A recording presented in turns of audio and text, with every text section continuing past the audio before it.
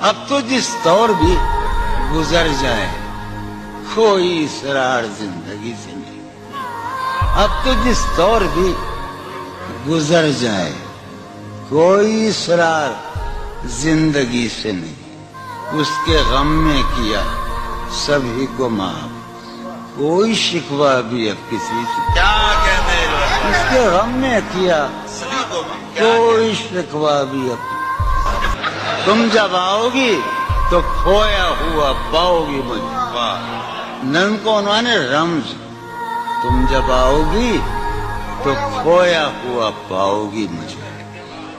मेरी तन्हाई में ख्वाबों के सिवा को, मेरे कमरे को सजाने की तमन्ना है तुम्हें। मेरे कमरे को सजाने की तमन्ना है तुम्हें। मेरे कमरे में किताबों के सिवा कुछ नहीं। अगर जानना है कि जीवन क्या है और मृत्यु क्या है, तो आपको स्वेच्छा से शरीर से ऊर्जा को खींचने की कला सीखनी होगी, तो आप जान सकते हैं, अन्यथा नहीं। और ये ऊर्जा खींची जा सकती है। इस ऊर्जा को खींचना कठिन नहीं है, इस ऊर्जा को खींचना सरल है। ये ऊर्जा संकल्प से ही फैलती है और संकल्प से ही वापस लौट आती है। ये ऊर्जा सिर्फ संकल्प का विस्तार है, विल फोर्स का विस्तार है।